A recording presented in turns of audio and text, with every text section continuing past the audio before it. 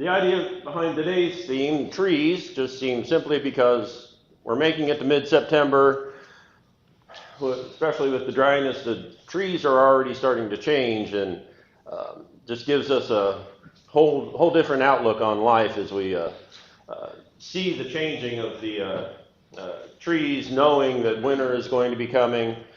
You know, the opposite in the spring when the trees come back to life, and suddenly we've gone from the dark, barren landscape to the beautiful green, and it just makes you feel a lot better. But the basics of the lesson today is based on just some of the biblical references to trees, to our woody friends. And in past presentations, Jeff always asks me, so is there going to be a history lesson somewhere in here? Usually there is. It's a little bit hard to see up there, but there's a reference that was once said that before the Europeans came to the Americas, that basically if you put a squirrel in a tree along the Atlantic Ocean, that it could probably make its way to the Mississippi River without ever getting on the ground. The tree cover was so dense and so complete here in North America that there was tree cover everywhere. I'd say it's a little bit hard to see up there. But basically, if you look at it, that top row going from 1630 through 1750, and even the first one here in 1800, you'll largely see green clear through the eastern half of the United States, and especially Ohio. There were trees all over.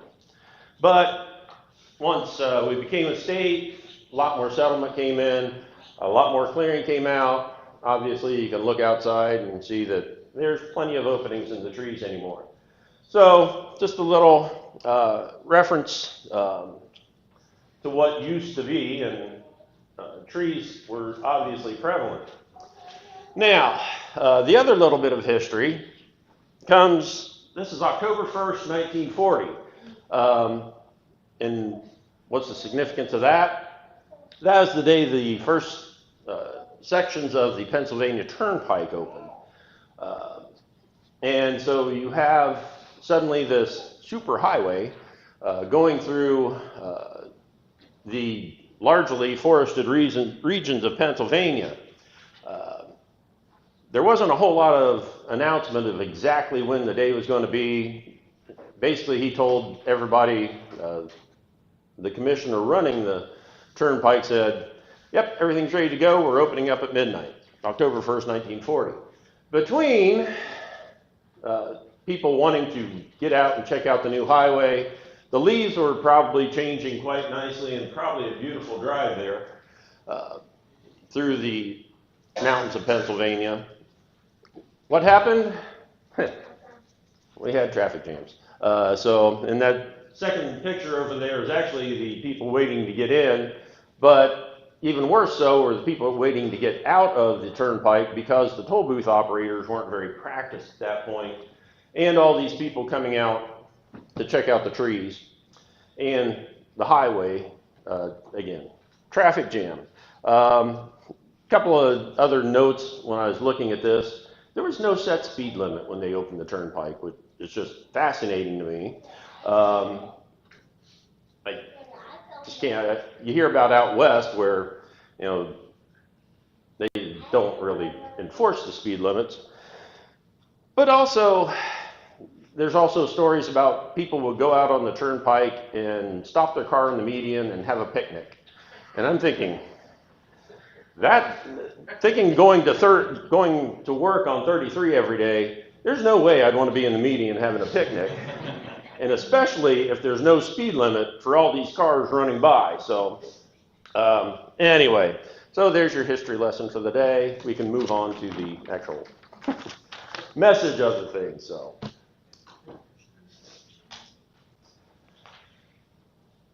there are many references to trees all throughout the Bible. Kind of had to pick and choose what I wanted to reference through here. Obviously, one of the most useful natures to a tree is that you can sit under it and sit in the shade. Of course, Up until air conditioning came in, what did people do in the summer? They went out and sat under a tree because it's hot, and they didn't have any other way to get cooled down. But this particular reference, talking about Elijah, when he was under threat of persecution from Jezebel, taking shelter under a broom tree.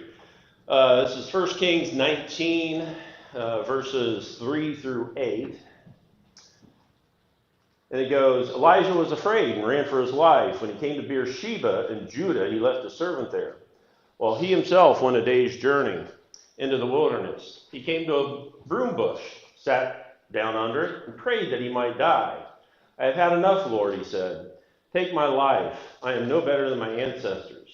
Then he lay down under the bush and fell asleep. He took shelter under the bush, under the tree.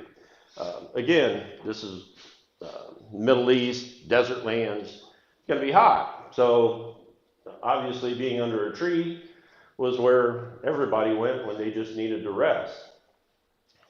Continuing on, all at once an angel touched him and said, get up and eat. And he looked around, and there by his head was some bread baked over hot coals and a jar of water. He ate and drank and lay down again.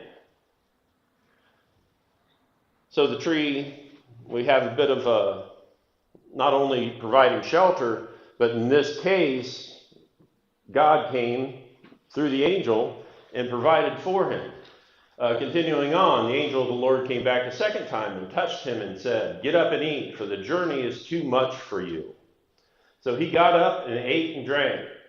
Strengthened by that food, he traveled 40 days and 40 nights until he reached Horeb, the mountain of God. So again, not only was he able to rest, he was refreshed, he was nourished. The tree, as a symbol, did provide for him through God and through the angel. And of course, in and of itself, just by providing shade and a place to rest. Psalm 92:12, this is a verse that's just always stuck in my mind. The righteous will flourish like a palm tree. They will grow like a cedar of Lebanon. And there are many parts to this, both the palm trees and the cedars. The palm trees, they've always been a symbol of fruitfulness. They're slow-growing trees. They don't bear fruit for a while. It says 5 to 8 years, so there's patience required. Once a palm tree starts growing, they can grow in harsh areas. Obviously, a lot of the areas you see where palm trees are, possibly not the greatest soil, usually sandy type of soil, hot, but they continue to grow and continue to flourish. But once they do actually start bearing fruit, they bear a lot of fruit and very, very good fruit. The cedars of Lebanon, these are just tall trees that symbolize stability and strength. They are part and parcel of all many things. There was a role in construction. They were used in building the temples.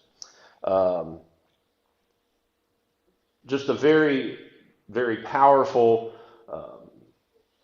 idea that we are talking about the strength in everybody that was part of that area. When they saw cedars, they knew that was something. Especially the cedars of Lebanon had a very good connotation with them. Then continuing on in 13 through 15, they were planted in the house of the Lord. They will flourish in the courts of our God. They will still bear fruit in old age. They will stay fresh and green, proclaiming, the Lord is upright, he is my rock, and there is no wickedness in him. The righteous, we are in the Lord. We are nurtured by the word. Through that guidance, through the word and the guidance of God, we will still bear fruit in old age. We will stay fresh and green. Sometimes our body may not always stay fresh and green per se, but hopefully through our journey, our mind, our faithfulness, our devotion to God will stay upright because God is our rock. Moving on into the New Testament for this one, Zacchaeus. And most of us were taught the little ditty about Zacchaeus and the sycamore tree from Luke 19, the story of Zacchaeus. Starting in verse 2, a man was there by the name of Zacchaeus. He was a chief tax collector and he was wealthy. But he wanted to see who Jesus was, but because he was short, he could not see over the crowd, so he ran ahead, climbed the sycamore fig tree, since Jesus was coming that way. So he was a tax collector. Now we've had other tax collectors, obviously Matthew was a tax collector. There's all sorts of people who were collecting taxes. Not something that everybody's all that fond of, but obviously necessary for any sort of a government to operate. I work on the 5th floor in the federal building in Columbus. Down on the 4th floor is filled with the IRS. They all seem like nice people. So if you ever have complaints with the IRS people, they're doing their job. They like I say, they seem very nice. So, and they collect the money that pays my paycheck. So there you go. Anyway, but moving on, verse 5. When Jesus reached the spot, he looked up and said to him, Zacchaeus, come down immediately. I must stay at your house today. So he came down at once and welcomed him gladly. So maybe a surprise to Zacchaeus because he hadn't necessarily been righteous, been a follower. And the rest of the people that were there kind of felt the same way. And there in verse 7, all the people saw this and began to mutter, he has gone to be the guest of a sinner. So maybe they weren't impressed by the fact that Jesus was calling on this tax collector who wasn't necessarily following the righteous side of God to get to there. Verse 8, but Zacchaeus stood up and said to the Lord, Lord, here and now I give half my possessions to the poor. And if I have cheated anybody out of anything, I will pay back 4 times the amount. And Jesus said to him, today salvation has come to this house, because this man too is the son of Abraham. For the Son of Man came to seek and to save the lost. Now, a couple of interesting points in here. Zacchaeus may be confessing that he may have cheated somebody, and he would pay them back 4 times the amount. So if during the course of his job, maybe somebody had been taken advantage of, not only was he going to pay them back, he was going to pay them back 4 times. But he was also going to take a very good bit of wealth that he had, because it is stated he was quite wealthy. He was going to give half to the poor. So suddenly, this man who hadn't necessarily been a follower, had not been righteous, when he was called upon by Jesus, he came to salvation. And as Jesus said, the Son of Man came to seek and to save the lost. He was very likely lost, but because he climbed up in that sycamore tree, Jesus found him and saved him. Now, just for the note, the sycamore tree referred in this is a sycamore fig, which is not necessarily the same as the sycamores that we may know. And that leads us into the next thoughts. Fig trees are mentioned many, many times in the Bible. And again, the picture didn't come out that well, but this is also from TV commercials from many, many years ago. Those of you of a certain age may remember the Fig Newton guy. We will not be doing the song right now. Maybe afterwards, if you ask me, I could punch that out. And why it still sticks in your head, that's good advertising, right? Anyway, I didn't give you a picture of a fig tree, I gave you a picture of the fig guy. So there we go. Genesis 3. We're talking about the Garden of Eden. We don't necessarily know what the tree was that Adam and Eve ate from. But we do have reference to a fig tree. And there in verses 6 and 7, when the woman saw that the fruit of the tree was good for the food and pleasing to the eye and also desirable for gaining wisdom, she took some and ate it. She also gave some to her husband who was with her, and he ate it. Then the eyes of both of them were opened, so they realized they were naked. So they sewed fig leaves together and made coverings for themselves. Now, again, we don't know necessarily what the fruit was that they ate, but we do know there were fig trees there because it specifically states that they sewed fig leaves together to cover themselves. And if you want a visual, maybe they fashioned themselves a fig Newton cross. The fig trees generally come up again and again as symbols of peace and prosperity. Numerous references throughout the Old Testament and even into the New Testament. 1 Kings 4:25. During Solomon's lifetime, Judah and Israel, from Dan to Beersheba, lived in safety, everyone under their own vine and under their own fig tree. Micah 4:4. Everyone will sit under their own vine and under their own fig tree, and no one will make them afraid, for the Lord Almighty has spoken. And even Zechariah 3:10. In that day, each of you will invite your neighbor to sit under your vine and fig tree, declares the Lord Almighty. We have, again, just many references. The fig tree, you could have peace there. Go, pick a fig, have a bit of a rest. Again, back to you can get under a tree and be sheltered, be shaded. And then the prosperity of it all, obviously, if we start getting into war-torn times, then possibly the trees, the vines, will not be maintained and possibly may die. So it's also a lesson from the fig trees of fruitfulness. And we have a couple of examples here kind of on the opposite ends of each other.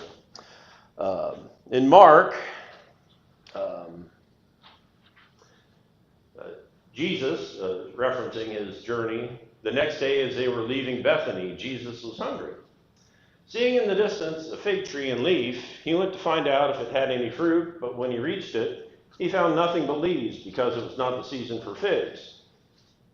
So that happens sometimes. Obviously, if you go to an apple tree, maybe the leaves are out, but no apples yet. Same thing, obviously, with fig trees. There's a time when the fruit comes on, times when it doesn't. But then he went one step farther. Then he said to the tree, "May no one ever eat fruit from you again," because there was no fruit there for him to have. And possibly this is a lesson that we always need to be fruitful. We can't have the times when we can't be faithful. We always need to be faithful because we don't know when somebody will come and try to pull the fig tree from our leaves. We need to be able to provide that fruitfulness. We need to be able to provide that faithfulness to everybody whenever they may need it. So it's something of a contrary lesson to what we have in the reference there in Mark. But it's powerful. Obviously, trees aren't always in season. Look across the road here, the corn. It is now coming into season where it can be harvested. But had you gone out in June, you're not going to get much corn off of that field. But hopefully, through our faithfulness, through our learning, through our knowledge, we can always provide that to anyone who comes to us. Then in John 15, kind of the other side of that, I am the true vine, and my Father is the gardener. He cuts off every branch in me that bears no fruit, while every branch that does bear fruit, he prunes so that it will be more fruitful. Then in 5, I am the vine, you are the branches. If you remain in me and I in you, you will bear much fruit. Apart from me, you can do nothing. If you do not remain in me, you are like a branch that is thrown away and withers. Such branches are picked up, thrown into the fire, and burned. That last line there resonates. If you are a branch that withers, is not faithful, is not fruitful, you will be plucked off and burned. A reference probably to the fires of hell. But in order to maintain the tree, in order to maintain the vine, there is some pruning, there is some maintenance, there is some upkeep that needs to be done. And we need to be able to look at this and say, we need to be able to bear fruit. Again, referencing back to that prior thought. We need to be able to work on it. We need to be able to maintain ourselves no matter what the day, no matter what the time. And if we need to go back and prune off parts of us that maybe is pulling us away and will not be fruitful, then we need to do that. And finally, moving on, possibly the whole point of this lesson was we need to be such with the tree of life. Both Old Testament and New Testament prophecies about trees and what we may find when we get to that promised land.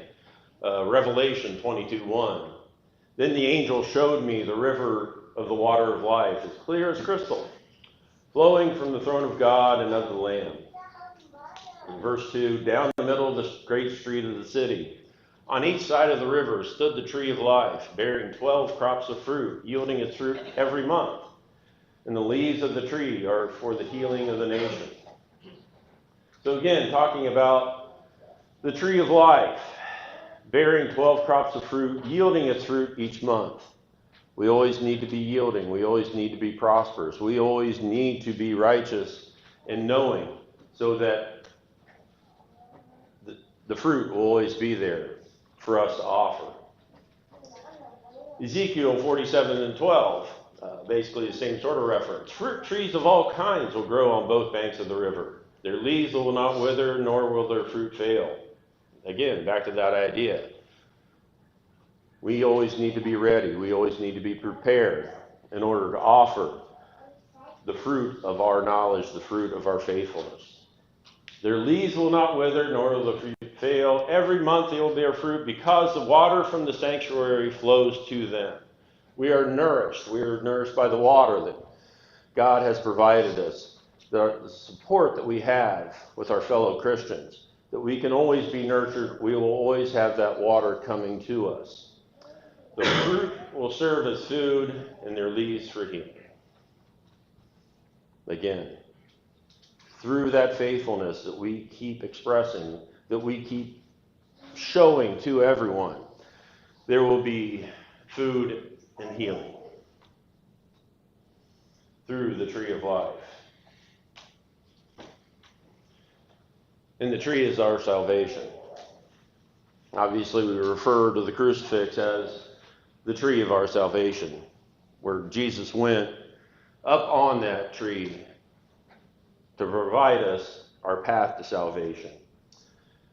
We have a couple of verses here to close out. In Proverbs 3, in verse 13, blessed are those who find wisdom, those who gain understanding. She is a tree of life to those who will take hold of her. Those who hold her fast will be blessed. It is the understanding and the faithfulness that take hold of us, that hold her fast in what gives us our blessing.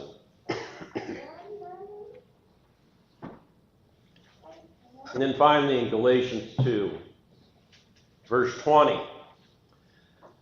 I have been crucified with Christ, and I no longer live, but Christ lives in me. The life I now live in the body, I live by the faith in the Son of God, who loved me and gave himself for me. And that's what it's all about. We have many references to trees, but it's the tree of life that we really need to be concern ourselves with, that we need to remember, that we need to know that's where the blessing that came for us. Though we no longer live, Christ lives in me. And that by the faith in the Son of God who loved me, he gave himself for me. And that's why we are here. So that we can provide that fruit, we can provide that knowledge, we can provide that wisdom. That the tree of life has given us all these blessings. And from all these blessings, we can prosper. If anyone has not seen that salvation, not bore that fruit, we ask you to come forward today. We ask that any that may have had troubles of the past, possibly their branches are need a little pruning, need a little maintenance. We also ask you to come forward. We're here for you as a congregation. We have the knowledge, we have the faithfulness. And with that, we ask you to come as we stand and sing.